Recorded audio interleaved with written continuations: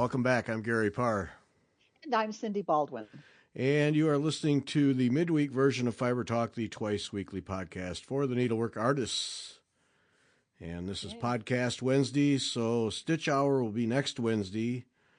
Special guest next Wednesday now. So this past Sunday was Malou and Bill Bancroft from Honduras Threads. Well, they're going to be live with us on the 21st. And we've got a truckload of photos of the work that the ladies in Honduras, of the products that they make. So we're going to get to put them on the screen and talk about them. Yeah, that'll be wonderful. Yeah, they do some beautiful work. And, of course, their palette is so colorful that, so we get to talk about that. So Bill and Malou will be live with us on next Wednesday on the Stitch Hour. Cool. And Sunday's guest, Natasha Kellerman of Dice and Needle. Talked to her because it's a needlework shop, but she about half of her shop is selling games. So, yeah, kind of a different mix there. Yep. Yeah. Board games and role-playing games, and then needlework. So, yeah, interesting. Interesting. Yeah. Yeah. Not your normal shop combination. No. So, so that was interesting. Yep. All right. The stuff that really matters now. You finished Fantasia. Wow. Yes. Debbie Rowley's Fantasia. Now, was that a seminar piece or a teaching piece or just? It was A&G's virtual seminar in 2021. Okay. When, nobody could go anywhere. Right. Yep. So I wouldn't have gone to seminars, so I wouldn't have gotten to do it if it hadn't been for the virtual seminar. Mm-hmm. Yeah. So that's 12 by 12-ish? Yeah, about that. One of Debbie's bigger ones, yeah. Mm-hmm. Yeah, with all the stitches. That color, the color palette on that reminds me of the, she has another one. I want to say pineapple, but that's not right. Another big one, but yeah, when she gets her purples and yellows and stuff going, it's really striking. Yeah. The watercolors is Peach Melba. Okay.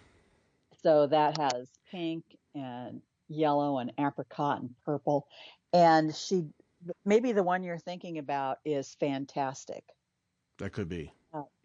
We did. I think that might have been a Cyber Pointers project, but I changed colors on mine because I knew that I had Fantasia.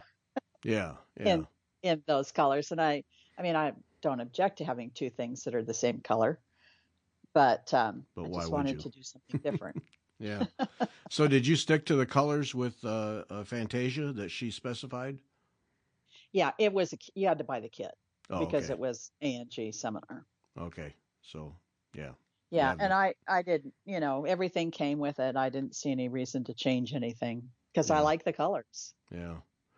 Yeah, she does a really nice job of, well, I've always thought when it comes to cotton canvas, she's just absolutely one of the best, but she does a really nice job of using a variety of stitches without overdoing it. She's really good at finding that happy medium between not enough and, because it's real easy to get just too many Jessicas and Walnettos and stuff, and pretty soon it just becomes this visual mishmash. Yeah, she's holding a design class, right? Yes, I got that announcement. Yes. Yeah, I'm in it. Signed up, huh? Oh yeah. Ooh. Beth was tempted because she sent it to me. She said, well, I'm on Debbie's list. I just hadn't read it. She said, look at this. And I said, no way that I'll be able to, do it consistently, like participate regularly to benefit from it. So I have to pass. But she was interested. So fire off an email to her. Maybe you can suck her in. Oh, we've already had that conversation. Oh, it's too late. Okay. Yeah, she actually, I hadn't seen the email either. And we were supposed to have breakfast last Friday, and then she texted me and said she wasn't able to make it. And that's when she said, "Have you seen Debbie's new class?" And I didn't know she had a new class. So I went and looked at my email and I read through it and I went and signed up for it. Mm-hmm. So then I went back to Beth and said, "Okay, I'm in. Are you?" Did she cave? No, she said that it wasn't a good time for her. Uh-huh. I don't know if they've got travel plans or what, but she said she wasn't going to be able to get to the classes or to. Yeah. And Debbie is really good about recording everything so that you can go back to it and look at it. But for something like this, you probably do want to try to get to all of the sessions. And truthfully, I hadn't even looked to see if it was a time that I could do it. And unfortunately, it is. I went back and looked and yeah, that's one, if it's a design and a class for stitching the design, yeah, you can do the recorded stuff. But I think if it's how to design, you really need to have that interaction as much as possible. Yeah. So I've taken a couple of design. Well, so one of them was the one that Orna Willis did. I think you did that one too. Yeah. Come design with me. Right. And that was more of a like looking into her head to see how she does things. Yeah.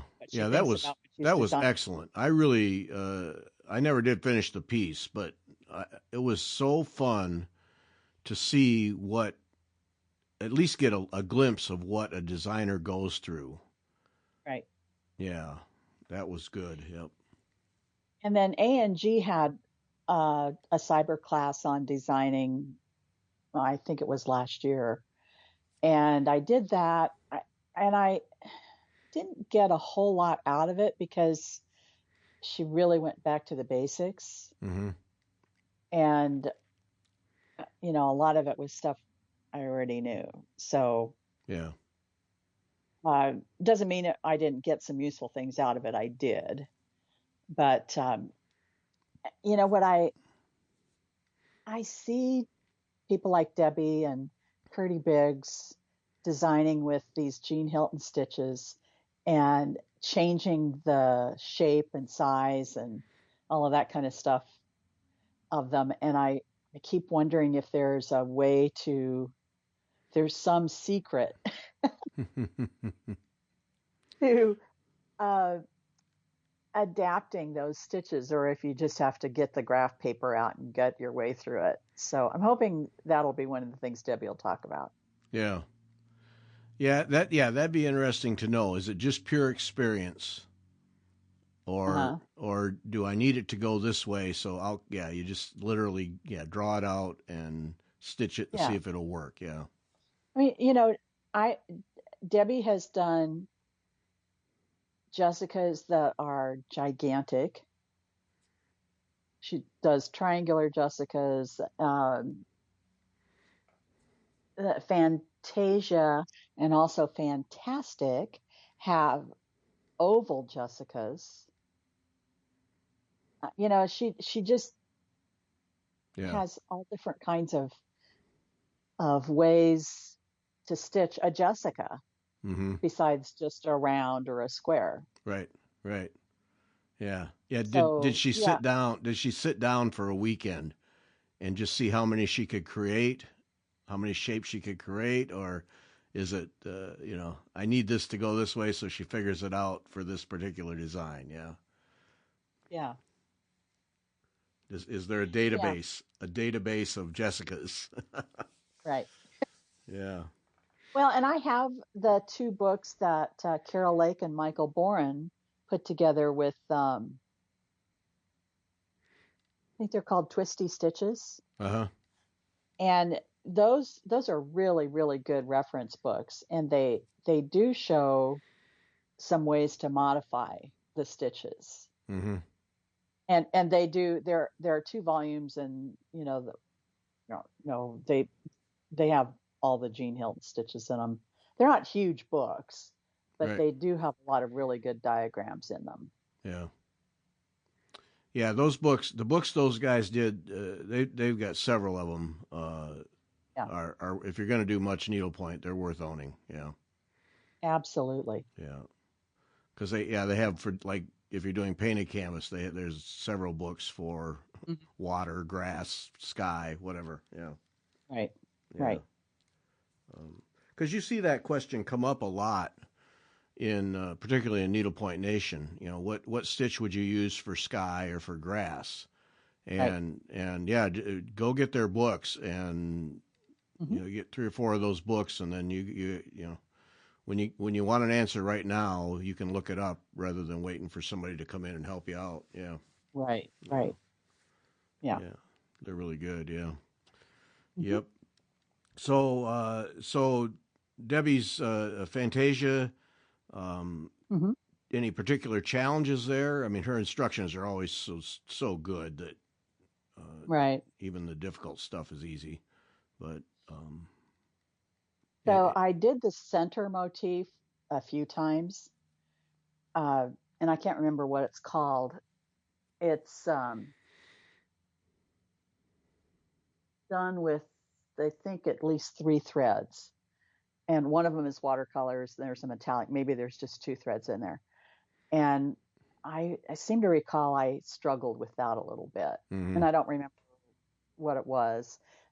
Some of it was using a really long piece of watercolors uh, to get the whole thing done. And so it is a little fuzzy at the end. But, and then the other thing was, and this wasn't difficult, it was just, I don't want to say tedious because I don't find doing needlework tedious, but the 2 outer borders are all Smyrna crosses. Mhm. And I turn my canvas as I work to, be have the working area close to me. Sure. And I kept forgetting to make sure that I was crossing the top Oops. stitch on the Smyrnas the right way. Oops. Yeah. Mhm. So I took some of those out a few times. That's annoying. Now that's just flat annoying when that happens. Yeah. Uh, yeah. Yeah. Yeah, that's the equivalent. The Smyrnas are the equivalent of cross stitch and cross stitch. You got to have that top one always the same. Yep. Right. It doesn't matter what way the bottom ones go, but the No. top ones have to go the right direction. Right. Yeah, it looks really funky in a hurry. Yeah. Hmm. uh. Yeah. Yeah. Right. So Yeah. yeah, once I kind of I picked it up in February to start working on it again, and I really didn't have very much left to finish it. So now I Uh, have one thing done. one of those where you pick it up and you go, "Why didn't I finish this months ago?" Yeah. Uh-huh. Yeah. Yeah. Not much left. Or Yeah. years ago. Yeah. Well, I was giving you the. Yeah, thanks. Yeah, trying to help you So out here. I finished 2 things this year. Wow, already. Yeah. I finished It's a Mystery. Oh, that's right. Yeah. Yep. Look at you flying. Yeah. Yeah, yeah. Well, really what it is just spending more time stitching. There is that. Yes, yes. Hmm. Yeah, yeah. I was cooking right along, and now I've had a couple weeks here where not much has happened. But What are you working on? I'm working on the Gay Ann Rogers Lady Mary Oh yeah. geometric. It's just her. It's from her Downton Abbey series. Hmm. Yeah, I did the Lady Edith one. Yeah. I have them all, so I want them all hanging on a wall somewhere. But they're just great to work on. Well, I mean they're Gay Ann Rogers, so that makes them just really good anyway. But And they're um, beautiful. yeah, but yeah, I'll be working on that. I was cooking right along there, and then got waylaid. So Hmm. um, Well, yeah, it happens. yep. So I've got that and Beloved sitting here. Um, Oh, right. yeah. Have you started that one? Yeah, I put in a dozen or 15 stitches. I got oriented, so now I can go. Yeah, using Vicky Clayton silks on that one. Wow. Yeah, Yeah. yeah. you ever get a reason to use Vicky Clayton silks, yep. Yeah, they are nice. They're really nice. Easily as good as MPI. Oh, nice. Yeah, easily. Yeah, and I really like MPI. Mm-hmm. But so, yeah, I kind of stopped myself because after doing Sarah Parr with that silk mori, I wonder if, I'm at the other end of the spectrum now, so it really sounds a lot better. They're really a lot better to me than they really are, just because I was struggling with that silk mori so much. But so what was giving you problems with it? it just it fuzzes up so fast. Oh. And it's this flyaway silk. Like some days I'm convinced it could just levitate by itself. And I ended up having to use shorter lengths, which, is just more starts and finishes. Right. And but you had to watch it because it would fuzz up and it would lose that luster in a hurry. And and then other days it was a lot of it was environmentally related. I mean, it's probably just fine, but there would be days where it stitched better and I didn't even think about it, and then other days where I was just ready to throw it all in the trash. And it's interesting. I had a whole lot more trouble with it when we lived in Illinois than when we moved to St. Louis. Oh, in the winter especially? I think it's the extra humidity that was helping. Yeah. Yep. Yeah. Because I tried wetting it, just a sponge, a semi-wet sponge, and wetting it, and I would have luck. But after a few draws through, then it dries out. So, right. So and that was helping. But yeah, it went a lot better once I got to St. Louis. So. It just was just so erratic, but the fact that it fuzzed up so much, there were many times when I'd just cut off or just end off with a good length left just because it was just fuzzing up too much. So yeah, way it goes. I got it done. Looks good. Yeah. So yeah. Have you taken it to the framer yet? No, not yet. Put it away. Rolled it up and put it away. That's going to the framers next.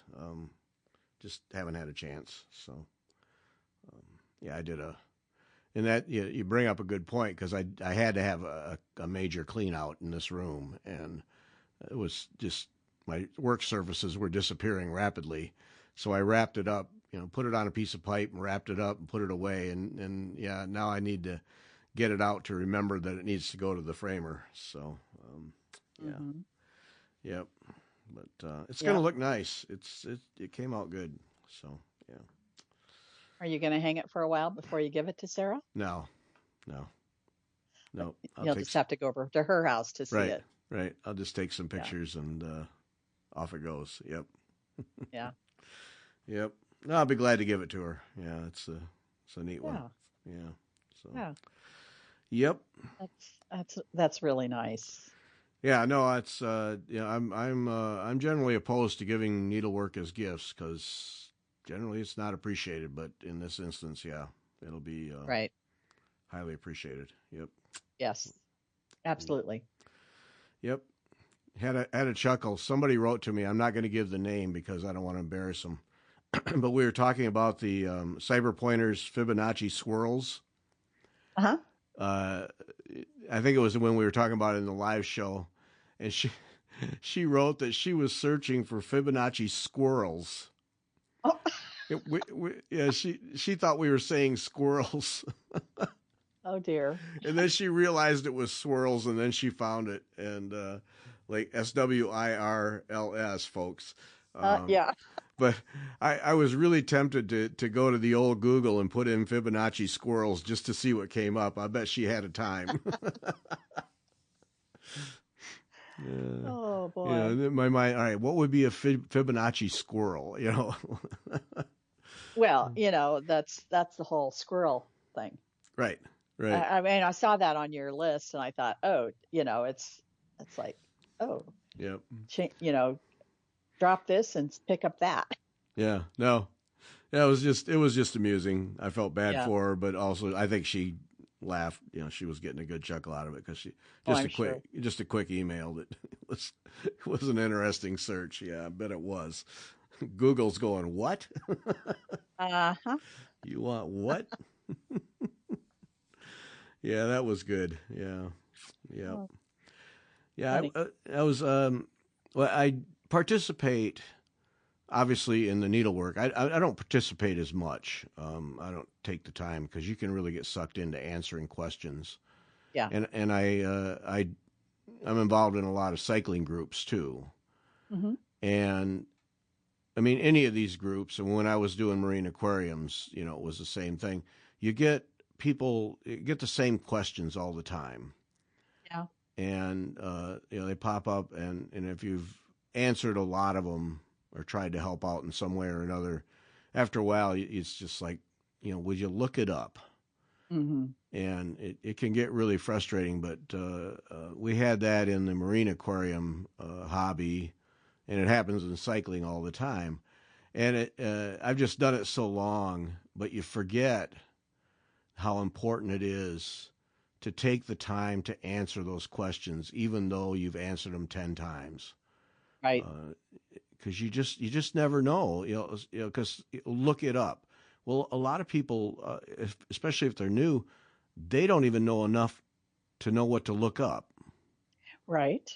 And yeah, I think it's just important to call attention to it. Help people out. Assume you're that person who doesn't know where the thread goes in the needle, and you know, And you don't want to turn people off, right, because we've over the years had people come to local guild meetings one time and then you never see them again, or you see them someplace else, or you hear that, well, they didn't come back because they thought we were all snooty, right, because nobody talked to them, or whatever.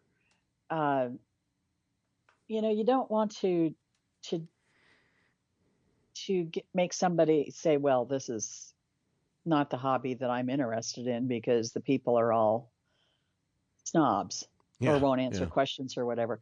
And it can be hard to find the answer to something that's been asked, aside from the fact that you don't know how to ask it. But just searching through previous comments and stuff like that is really kind of a pain in the butt. yeah. It really is, yeah. And like if you're doing it on Facebook, like searching in a Facebook group, yeah, Mhm. you'd think they'd have that search engine a little better, but it's just not. Yeah. No. But yeah, that whole thing, because now since we came to St. Louis and we joined a church, and it's a Mhm. huge church, and fitting in there has been difficult. Mm. And because these are all people who have been going to church for years, they Right. know each other. They just function within this fabric, and for you to break in is really tough. Hmm. And same thing with any hobby, but needlework is our topic. So that there's that whole thing, and you need to welcome them in, because I was thinking the other day, what are we doing as experienced stitchers, if you will, to make new people feel comfortable and to make them Hmm. feel wanted and helped, and Right. help them, and doing it constructively. Right. That's the other part, is not the condescending, oh, you're doing it wrong. Mm-hmm. Yeah, not that, not that. Right. Yeah, like more along the lines of, have you considered this, or an Mhm. alternative is this, or yeah, I learned this way, and yeah, Right. let Next them. time, try this. Right, right. Not, oh, that's wrong. No, that's the police will get you on that one. Yeah. Um, but it's just so easy to be snippy and snobby and everything else, and Uh-huh. yeah, and all it takes is one of those, and you turn a person off, and they're gone. Yeah.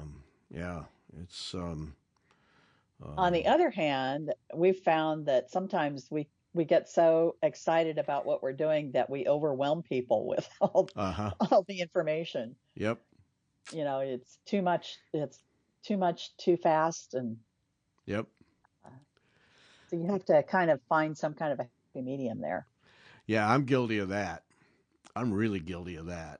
We met a couple at church that actually just happened to live down the road about half a mile, and he's a cyclist. And this was Saturday night. And Margaret had met the wife and mentioned that I was a cyclist, and so then he was asking me and talking about indoor trainers and what I use and how I do it in the winter. And I just, say, well, I do this and this and this is fantastic, and you should try this and blah blah blah. And it was like, what? Shut up, just shut up. He just asked a simple question. He doesn't need chapter and verse of my entire history of riding trainers in the basement. Yeah, it's real easy. Yeah, you're fired up. Someone's semi interested, and you just do a mind dump on them. Yeah. Yep. And then they run away. No. I just asked if wheels were round. Yeah. Yep. I did it. And I caught myself, but it was too late. Yeah. Oh. Yeah. Too much. Oh yeah. well. Lost another one. No, I don't know. He seemed semi-interested, but yeah, it was a lot. But yeah, that's really easy to, and especially if somebody comes to your house or you're face to face, you can start hauling stuff out of your bag and yeah. Oh yeah. Yeah. But those online things and it's look it up, but you can giving people links.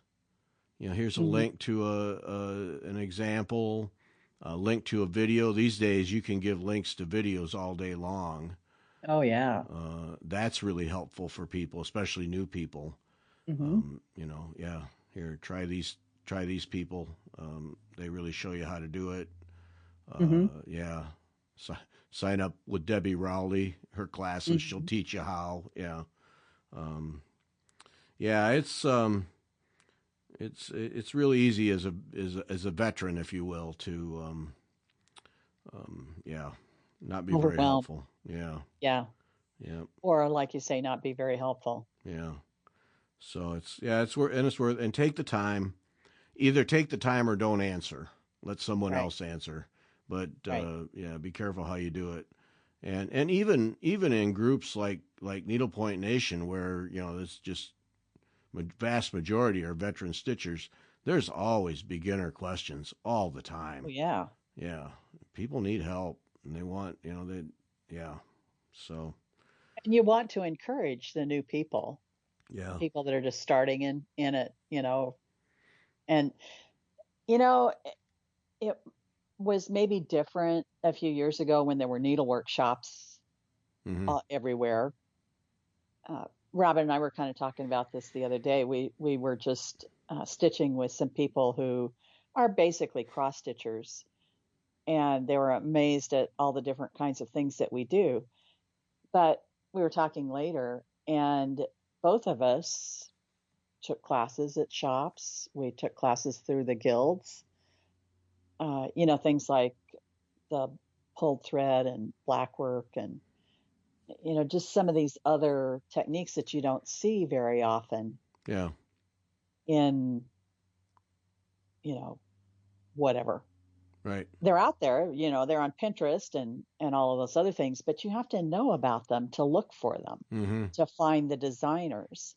Yeah. And if you've never seen it anywhere, you don't know what there is out there. Right. Yeah. Oh, like blackwork would be a classic example. You see a piece of blackwork, and you wouldn't even know to search for the word blackwork. If you especially if it's done in color.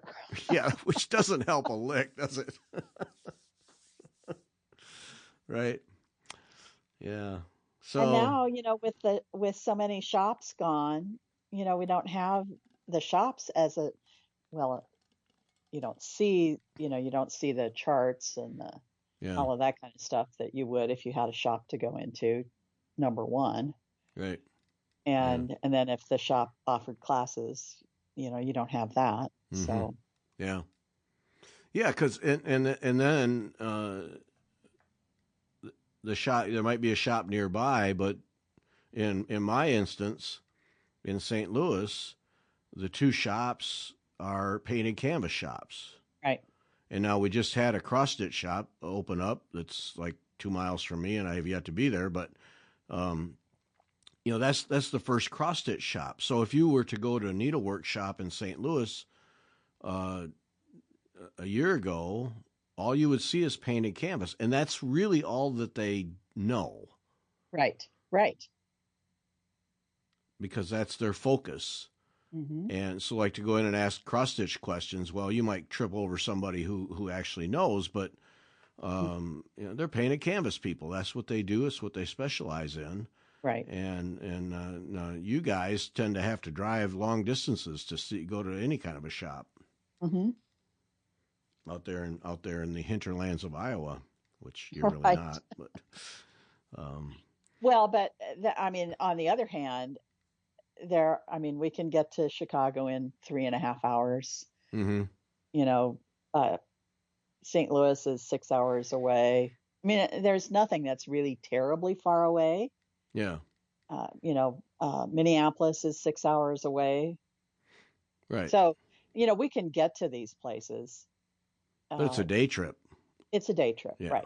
I mean, you have to, and it is a day trip, So we do that. We'll go over to Naperville, and there's a painted canvas shop, Stitcher's Garden in Naperville, and then in Glen Ellen there is a cross stitch shop called Tomorrow's Heirlooms. Mm-hmm.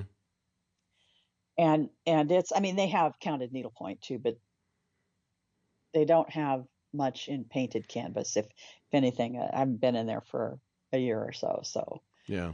But we just spend the whole day right hitting needlework shops. Right. Yeah, but it's as opposed to I need this skein of thread. Let me run over to the store and get it. Yeah, you don't have that option. Yeah, we don't have that anymore. Yeah, and a lot of people are in that boat, And I need this skein of thread. I can order it. It'll be here in a week. Right. Yeah. If the shop has it in stock. Right. Right. Yep. And that is not always a guarantee. And right. and then it starts that whole supply chain. Set of dominoes where I'll order it for you. Oh, the supply, the distributor's out. They're getting it. Their shipment's due next week, and yeah. Uh-huh. So that's and that's one of the cool things. Speaking of, I need a skein of thread. I always am marvel at when people post, particularly on Facebook. I'm at the end of this project, and I need like 2 more feet of this color of thread in this dye lot. Yeah. Man, you got to be quick to be the one that provides the thread because people are really good at it. Right. And I'm amazed at how many shops chime in too. Oh yeah. Which, that often a shop will have thread that's been discontinued because they have to buy a minimum amount, right? For most companies, so let's say they have to buy 6 cards of whatever or 6 spools, they're going to have it for a while, unless you have a lot of people doing that particular project. Yeah. But yeah, I think that is something that I think it's a fantastic resource, and you're right, people are just right on the spot. Oh yeah.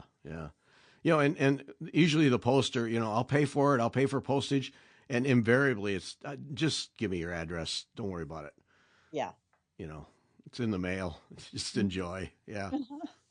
It's out of my stash. Right. Exactly. Yeah. I wasn't using it anyway. Just take it. Yep. Yeah. No, it's a very cool thing. And people are always immediately ready to help out. It's in a lot of instances faster than if you went to a store to get it. Yeah. Yeah. Yep. No, it's one of the cool things. Yeah. And there are a lot of people out there with large stashes. Yep. There are. Yeah. So, light. Somebody asked me not too long ago what light I was using. Mm-hmm. And that was, we need to talk about this on the list of things to talk about is, do people use enough light? No. Yeah, thank you. Mm-hmm. Yeah, I don't think so. No, I think that so many people say, "Oh, I used to do that, but I can't see it anymore." And my first thought is, well, you probably were stitching someplace that didn't have enough light. Yeah. Yep. I mean, even if your vision isn't great, if you've got good light, that can make up for some of the deficiencies in vision. Mm-hmm. I mean, I still use magnification, but a good bright light is More important, I think. absolutely, yeah, Yeah. critical. Yeah. Yeah, I think a lot of people would find they don't need a magnifier if they would just use good light. Right. Yeah.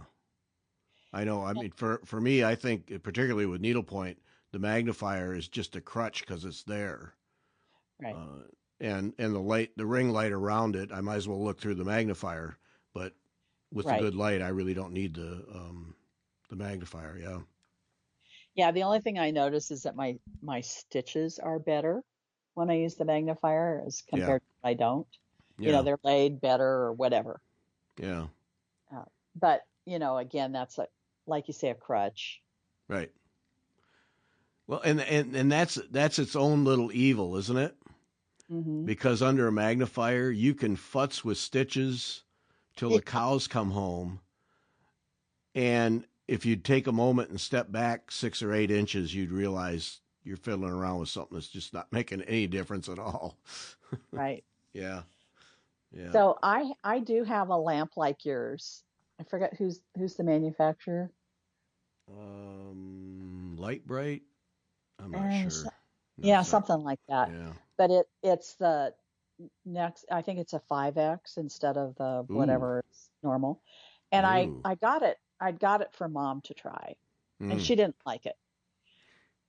But I kept it, because it wasn't all that expensive, and I have people over here that need light to stitch and don't necessarily need the magnifier, but need the light. But I actually used it the other day because one of my pumpkin projects, I used I've got the craft optics with the wonderful light and the really good magnifiers on the glasses. But I was stitching on, I think it's 36 count, kind of a natural linen. And the thread that I was using was very similar in color. Mm-hmm. I was having trouble seeing it. Sure. So I tried the magnifying lamp with the 5X magnifier, and right away I could see places that I missed stitches and had gone in. So this is 2/2, and I had gone in between. Instead I did 2/1, 1/2, whatever. So for that color on that fabric, the extra light and magnification is what I needed. Yeah. And once I switched over to that, I just kind of flew through it. It didn't take me any time at all. Now the other threads there's much more contrast, and I can see those with my normal craft optics without any trouble. But sometimes you just need a little extra.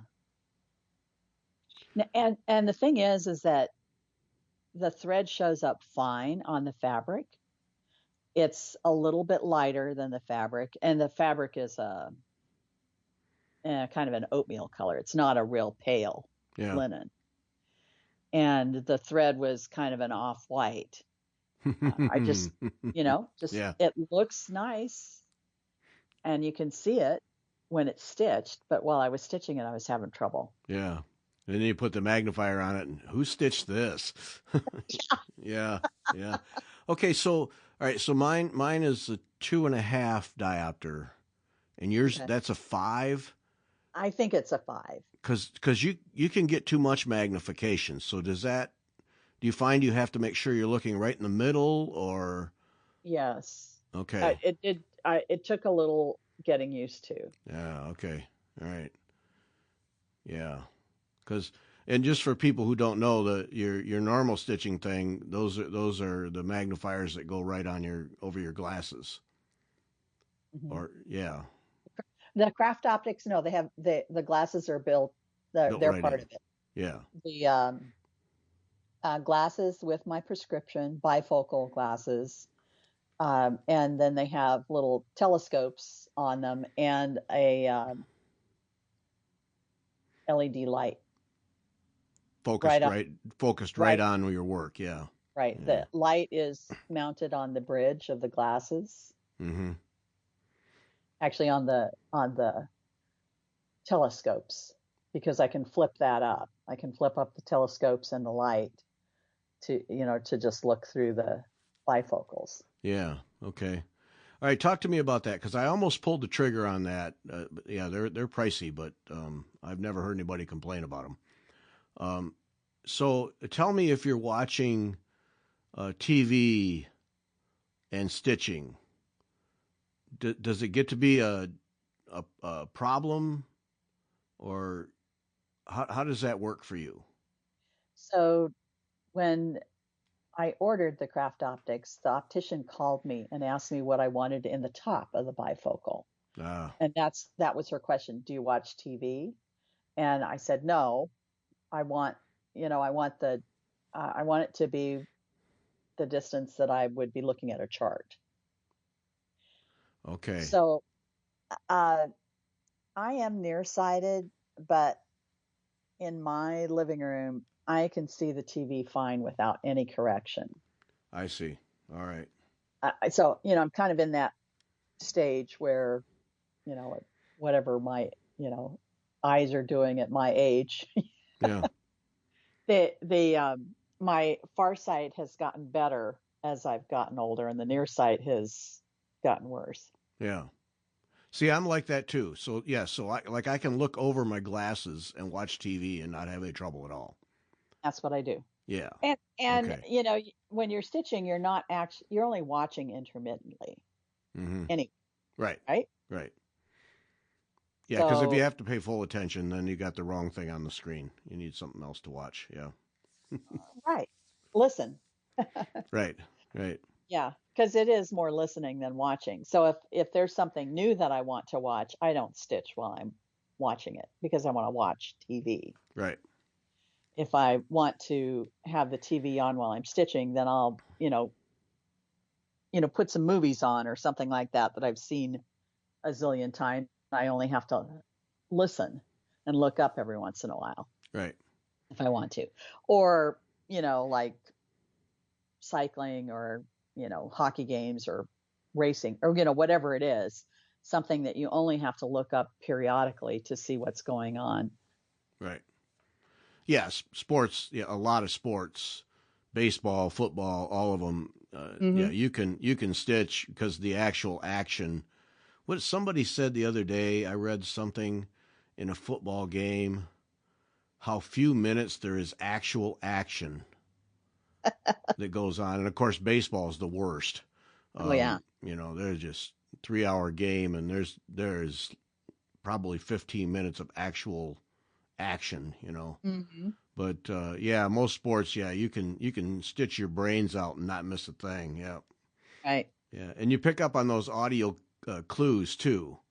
Uh, Announcer aside, like Mm-hmm. football, you can tell from the crowd noise when the next play's about to go. Yeah, Right. it's yeah. And really, I think you talked about this in the episode with when you talked to Rinda about vision, or maybe we talked about it in another podcast. It's just like working on the computer or reading or anything else where you're focusing close. Periodically, you need to look up and look away Yes. and refocus your eyes on at different distances. And having the TV going is a good way to do that Mm-hmm. Yep. Yeah. because you know that you are going to look up at that periodically. I listen to podcasts a lot, and if I have been sitting and stitching for a couple of hours, when I get up and start moving around, it takes my eyes a while to kind of refocus and, for the distance vision to kind of come back. Yep. Yep. Yeah.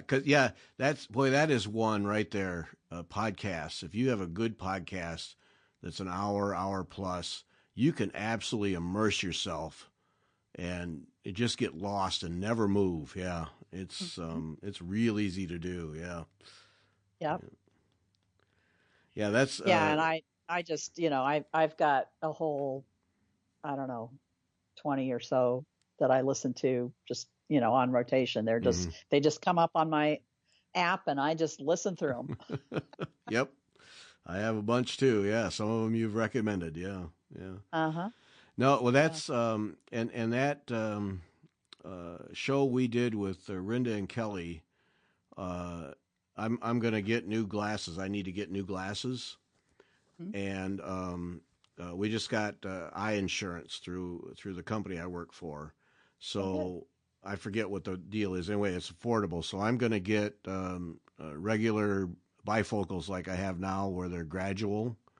Mm-hmm. And then, as Kelly had suggested, I'm going to get the ones that have lines. Yeah. I'm going to get a second pair for stitching that have lines because of what she said. So that's coming up here in the next 3 weeks to take advantage of that. And so back to the craft optics. Yes. The reason I went with those I needed a new lamp. My Dazor had died. And so I tried to see if I could send it to Dazor and have them fix it. And they don't do that. Yeah. And he said, we can, he'd give me $100 off my next lamp, but they're expensive and they are not portable. Yeah. They sit on a big, heavy base and they don't move. And, I go lots of different places and stitch. So then that meant I would have to take a lamp along so that I'd have enough light. Even if I didn't need the magnification, I needed the extra light most places. So, that's one more thing you have to carry. Well, so the craft optics I can take anywhere. And so I do have to carry those, but they come in a nice little case. Everything packs up, just, fits in the case, the glasses and the battery and the core cable and all of that kind of stuff just fits in this nice little case. And it's easy to take and use wherever I am. Yeah. Take us through that process, because that's a serious process. They aren't just telling you, here's some magnifiers, good luck to you. Oh, no. Yeah. You either send them a copy of your prescription or tell them your eye doctor, give them your eye doctor's contact information, which is what I did. And they go and they get your prescription.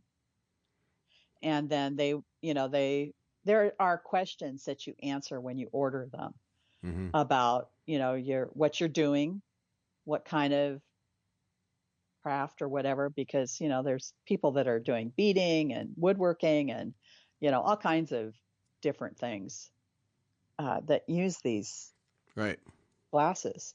So, you give them some information about that, what kind of near or not really distance in inches or anything like that, but close up or, middle or whatever. And then, like I say, the optician did call me to find out what I wanted in the top part of the bifocals.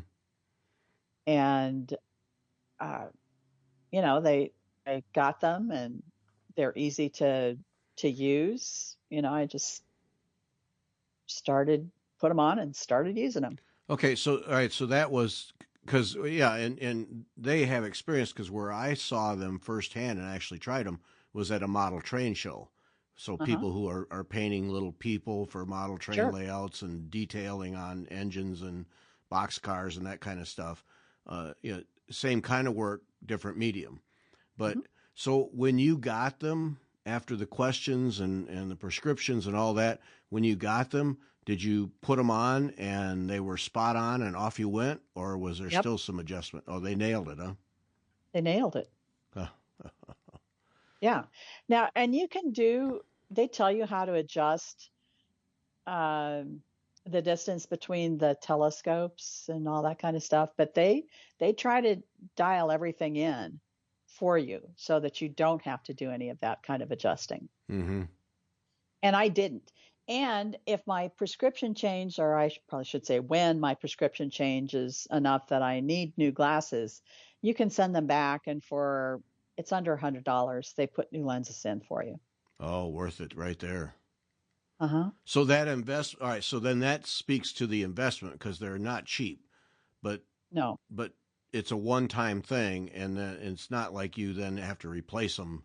Like Correct. $100. Yeah, I'll pay that all day long for an updated prescription. Wow. Right. Right. Okay. And the thing to do is to watch, because they have sales periodically, $100 off or whatever. And that's when I got mine. They were on sale, and I had some extra money, so it's like, okay, go for it. Yeah. Cause see, all right, so okay, a couple more questions on that. So that appeals to me because now here we're in my studio room where I stitch. I have a big magnifier, whatever the name is, on a big heavy base, and Yep. you wheel it into place and it works out great. I mean, it's ideal. You can adjust it and get it where you want it and everything. But if I wanted to sit downstairs and watch TV with Marga, right. that now entails getting out my travel light, which is either has to be clamped or has to sit on a table.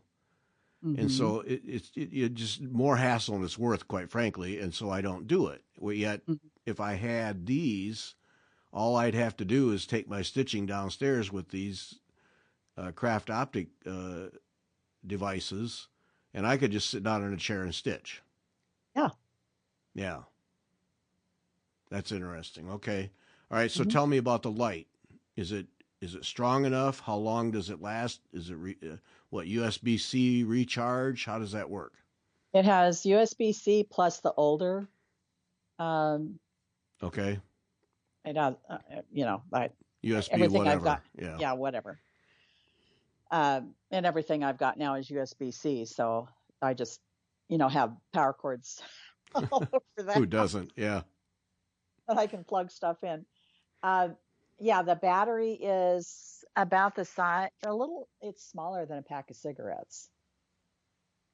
And there's 2 levels to the light. So you can do, it's the brightest, or you can lower the brightness if you don't. I just usually use it on the brightest level. The battery lasts a long time. I've been surprised at how long it will go before I have to recharge it. And you can plug it in while you're using it. Oh, okay. Okay. So by a long time. So if you ladies go to do a stitch in public thing at the library where you're going to be there for 3 or 4 hours, the battery doesn't even enter into your calculation. Not at all. Yeah. Okay. All right. I mean, it will go for days, 2 or 3 hours a day. Oh my. Okay. Yeah. What you got me thinking is, do I really want to buy these lined bifocals, or do I want to take that money and put it toward craft optics? Is what you got me thinking. Yeah. Because you're still not going to have your light. Right. You'll have the vision, but you won't have the light. Right. Yeah. Would I be happier, and would I be more willing to stitch elsewhere? Anywhere you want to go. Yeah. On the airplane. Yep. You're traveling. Without it being a great big production. So literally pop these things on, flip the switch, and stitch. Right. See. If you want to talk to somebody, you flip up the light and magnifiers, the telescopes, so that you can look at them without blinding them. Yeah. Oh man, now you got my wheels spinning. Because when I looked at them and I asked the price, and it was a sale price, a trade show sale price, I have to say I flinched and did some tap dance to get out of there because, if he just said 250, I'd have bought them. But I flinched. But then now as we talk about this, I think, wait a minute, for that money, I bet I get more use out of it. That's interesting. Mm-hmm. Well, and that was kind of what I went through with, okay, do I buy a new Dazer light? And the Dazer lights are great. I've been stitching and using a magnifying lamp for, I don't know, 40 years. And I've had, I think, 2 or 3. Mm-hmm. And the light and the magnifier wasn't the problem. It was the arm that usually failed on them. Mm-hmm. On the 3, I think I had 3 total. 2 or 3. The part that should last forever fails. Good. Right. Well, because you're constantly moving it around. Yeah. You move it over that you can see what you're doing, and then you move it out of the way to get up and move around. So it just, gets a lot of use. I used it that way a lot. And so that's why the arm failed, or the hinge on the arm has failed. So, okay, well, I could have spent, those are almost $500 for just the top part. I already had a base, so I didn't need a new base. Yeah. If you need a base, then, you add on. Right. But again, they are not movable, easily movable. Right. So if I'm here by myself, I usually sit in the living room because I don't have my studio organized. But that's another show. Well, that's another, yeah. If I have people over and we're stitching, we sit in the dining room. Mm-hmm. And so then I don't have the lamp there. Yeah. Then I got to drag it over. Well, I didn't want to do that. Yeah. So I spent a little more money and got everything all in one. So literally, no matter where you want to stitch, you just need your needle and project and craft optics, and you're good to go. Mm-hmm. And I take it to the library with me. I take them. It depends on what I'm working on. If I'm working on a needlepoint piece and I know that there's adequate light, then I don't take them. Right. But I've been working on Earth Spiral whenever we've been out stitching in public. Mm-hmm. And that's on 28 count linen. And that I do need a little extra help to see. Yeah. Because it's not cross stitch. It's a combination of kind of needlepoint stitches and pulled thread. Yeah. And so, there's a lot of counting involved, and I need to be able to see the individual threads. So yeah, I take the craft optics with me, and I can work on it just fine. Oh boy, you've done it, I think. Yeah. Well, because for me, like, I'm happy sitting up here in this room all day long. I got a TV up here, computers, the whole bit. I could sit here all day long. But there are lots of evenings where, I'd just soon be downstairs watching TV with Margaret, just, Right. And I'm sure she would like to see you once in a while. Probably would. More than just for your dinner's ready. Yeah, well, and a lot of times that's what it is. Work during the day, and all right, dinner's ready. All right, go down, and we always watch Jeopardy every night, and watch that, and then back upstairs or down to the basement where my workbench is and my bike stuff, and but I would, if I'm gonna watch TV, I'd just soon stitch, quite frankly. But to haul a bunch of stuff downstairs to do that, is just not practical. Right.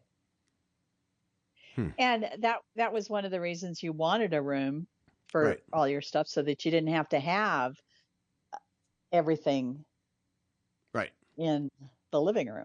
Exactly. And that's what I got, and it works out great. And I can leave stuff set up. I just put a cloth over it, and nobody can see it, so I don't feel the pressure to put it away. Exactly.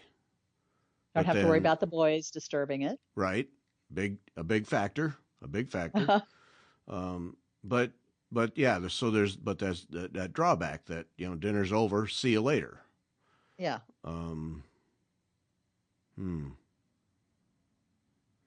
The only reason this really is getting serious consideration is that I'm looking at buying new glasses. So this may be a better use of the funds. Okay. Well, you're going to spend, I shouldn't use myself as the example, because I do spend probably a lot more on the frames than you would. Oh, I guarantee that. Because I don't care. Yeah. Well, so I have 8 pairs of glasses. Yeah. Okay. 1 here. Thank you very much. Yeah. My prescription doesn't change. I might go up or down a diopter or so from one year to the next.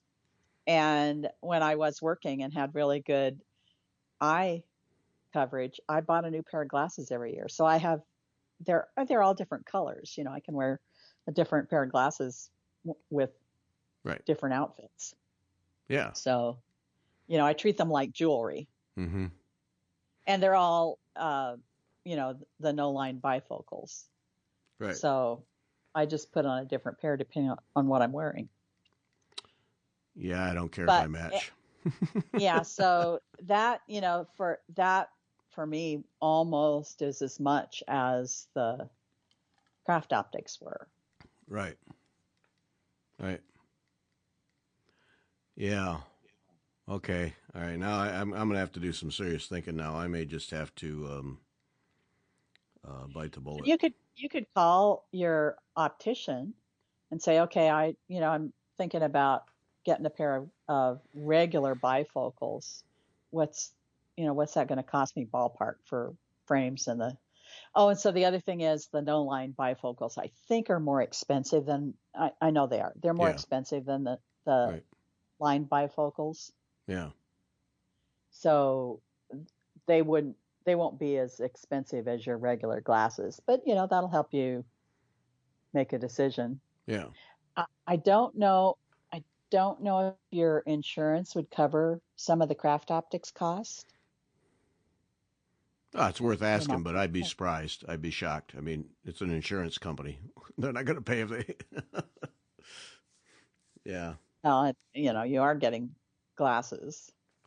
That's true. It's worth a shot. Yeah. I mean, it doesn't hurt to explore all your options. Yeah.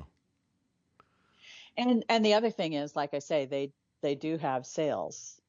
Yeah. So, watch for a sale, and they're usually $100 less for the the whole thing. Right. Because as I recall, we were talking in the $300 to $400 range. I may be dead wrong. Maybe they're more. For the craft optics? Yeah. Yeah, they're more. Okay. So the $300 to $400 range is for the glasses and the telescopes. The light is another, I don't know, $200 or $300. Oh, okay. All right. So yeah, they are expensive, but I feel like I've really gotten I've had them for probably 2 years now, and I think the money was well spent for me. Yeah. For the way that I use them. Yeah. Made it better all the way around for you. Yeah. Yeah, I don't like I say I will use the floor lamp when I need to from time to time, and I'm glad that I have it, because I needed it. Right. But I don't really, I don't have to move. Now I know the way that you sit when you're stitching, you just move your chair and get up. Right. But sitting in a recliner or on the couch or wherever, which is where I'm usually likely to sit and stitch, I have to move the light out of the way. Yeah. So I don't have to do that with the Right. craft optics. Now I don't usually, the battery has a clip on it so that you can put it in a pocket or clip it on a belt. Mm-hmm. And I don't usually do that. I usually just lay it on the table. Now, if I get up and move, I have to remember to pick it up. Oops. But Yeah. it's not so heavy that it drags the glasses off, but you know it right away when you've forgotten to pick it up. Right. But, I can pick it up and put it in my pocket and walk around to, wherever I need to go. And yeah. So, you have that mobility. Yep. Because, that's just it, is if I go downstairs to stitch, I have to build a cockpit in the recliner, and then to get up is a production. Yeah. Yep. No, I know exactly what you mean. Yeah. It's like, never mind. I have it all upstairs. I'll just do that. Yeah. Okay. All right. Well, okay. That was a whole lot more on vision than I was planning on, but that's good. No, that's very helpful. Very helpful. Yeah. Yeah. So going back to enough light, there's all kinds of task lights and things that out there that you can get that aren't very expensive.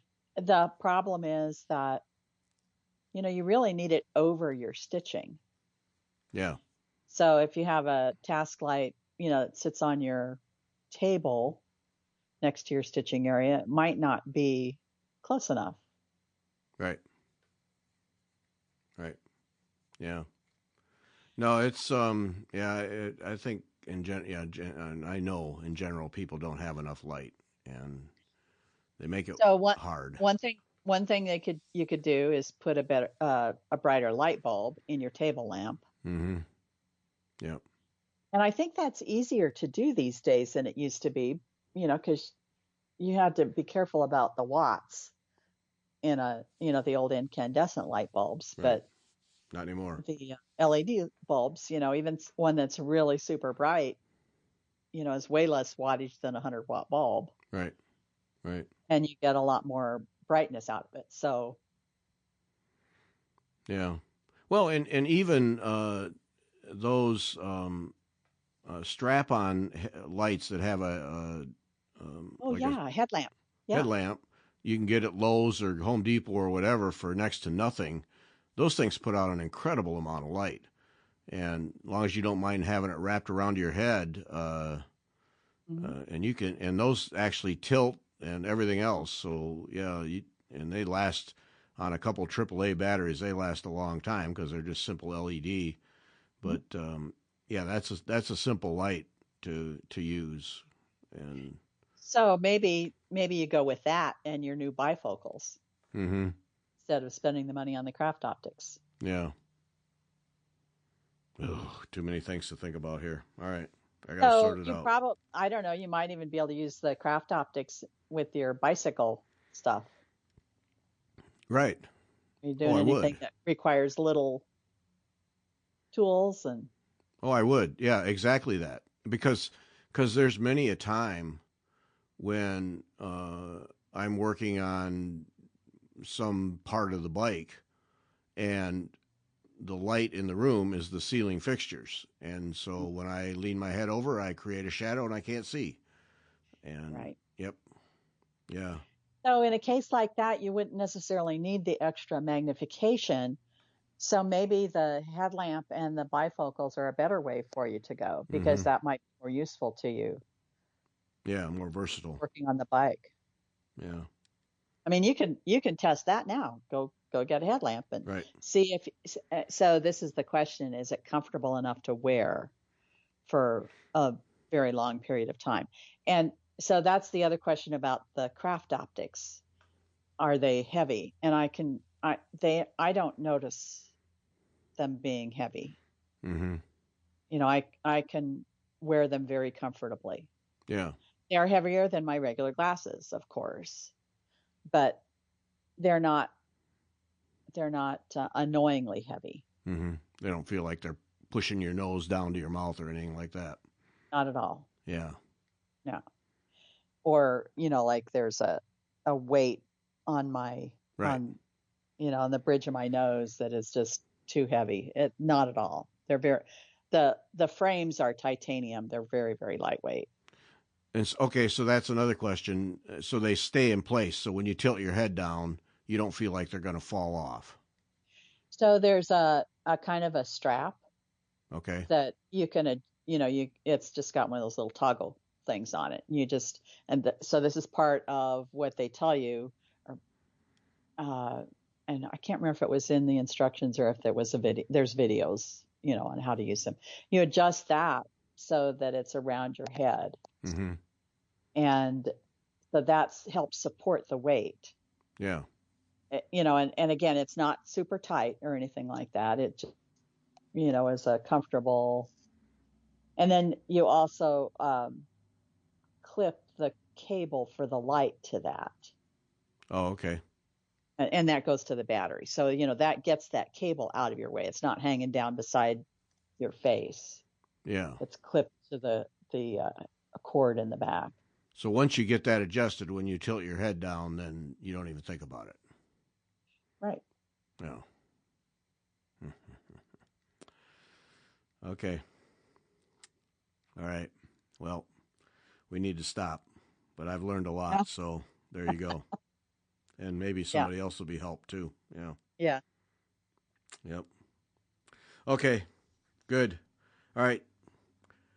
Sunday is Natasha Kellerman, owner of Dyson Needle, and next Wednesday, Malou and Bill Bancroft of Honduras Threads will be with us, and we'll be looking at, on the Stitch Hour, and we'll be looking at some of the things the ladies in Honduras make, and they're beautiful, and we're going to enjoy talking about them. Yeah. Yeah. Yep. All right, that's it. Thanks for listening. Bye.